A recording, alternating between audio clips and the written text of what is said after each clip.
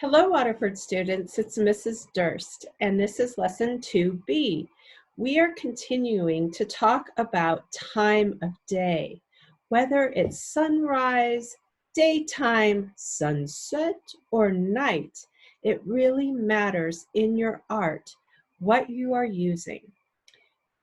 Fauna and I are going to work with you today on our lesson 2B paper.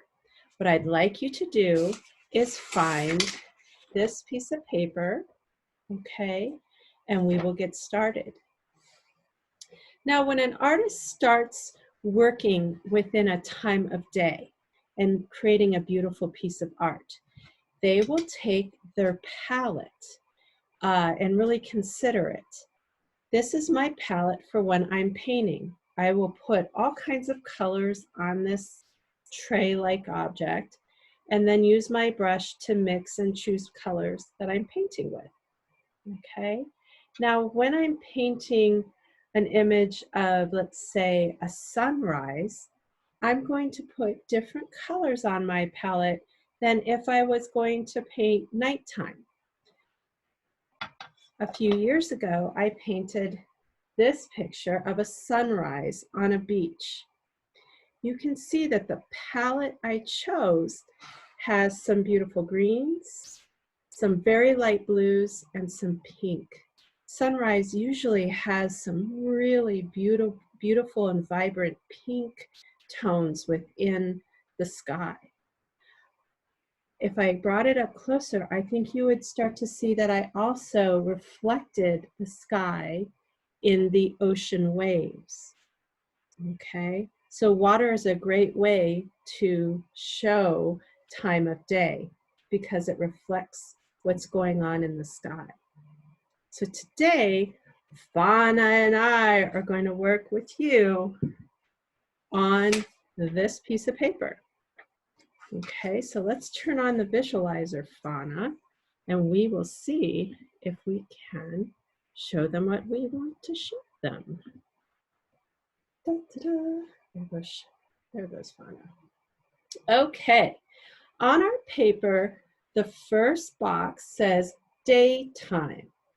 Now, when I pick my palette for daytime, I am going to pick some very bright colors.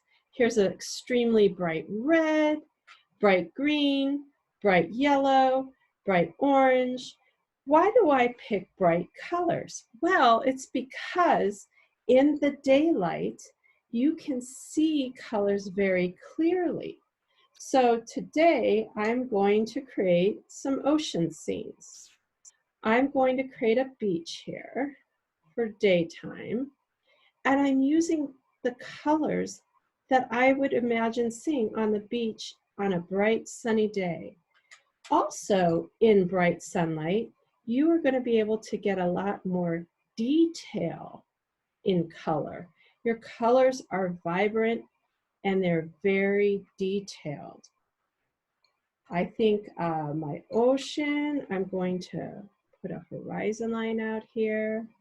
There we go. That is my water line or my horizon. And I'll work in my ocean. Again, very bright, lovely colors that really look true to form, let's call them. Very true to the colors I want them to be. There's a very bright sun. That way my audience knows that it's a daylight, daytime scene I'm creating. You can get in and really experiment. You don't have to do a beach scene. You could do a mountain scene. Also with very bright colors, you can, like I said, put a lot of detail. I'm going to put in a very bright colored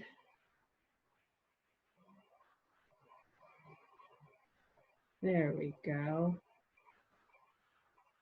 I'm going to put in a very bright colored beach umbrella. You can see the more details I put in, the more real my beach umbrella begins to look. I'm going to put this beach umbrella in the sand. And I'm just going to shade the side that's away from the sun. That gives it even more detail. Also, shadows. The sun is coming towards the umbrella, so the shadow is going to be on the opposite side. So I'm going to just put in a little bit of a shadow here. And again, it starts to look very real as you start creating this. So what if I have a little bucket here? Maybe someone has just left to go to dinner or lunch, more like it, and they left a bucket and a shovel in the sand, waiting to come back after a peanut butter and jelly sandwich. Don't forget your shadow on that shovel, like so. And you can really work in all the different colors of that beach and that water as you continue to work. And that's how I would do daytime, in very bright colors. I'm going to continue to work on this, and I'll put it, the picture of this on the website. Now sunset. Sunset has another palette. Sunset has some really gorgeous jewel tones, I call them. Oranges. One of my favorite colors is Carmine, this one right here. So in a sunset, I'm going to go with the beach again. I'm going to draw the water. It's all about the sky, right? And how it's reflecting in water and how it makes you feel. A sunset is quite beautiful, but very reflective. It makes you think about the day you just had and how much you enjoyed that day. A setting sun is very beautiful. So have fun with this. I like to go, and this is not a prescription, but I like to do yellow to orange in my sunsets. I find a pink and I feather that in from the orange. And I find a pinkish orange to kind of go in between and pick up maybe some striations. And I'll even go back and put a little more yellow in.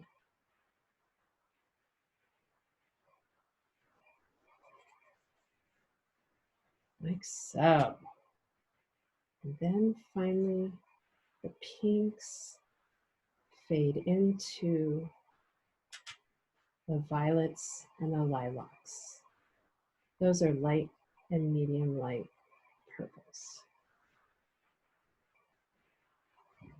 Now don't forget that your water can reflect those colors that are happening up in the sky. In fact, it will make your picture look far more real if you're adding in some of those colors into your water. And then you can go back and kind of complete the ocean in your sunset. Again, you could do a mountain sunset as well. So our last one here is night. So rather than using really bright colors or jewel tone colors, often the palette for night is very dark. I have dark violet here, dark blue.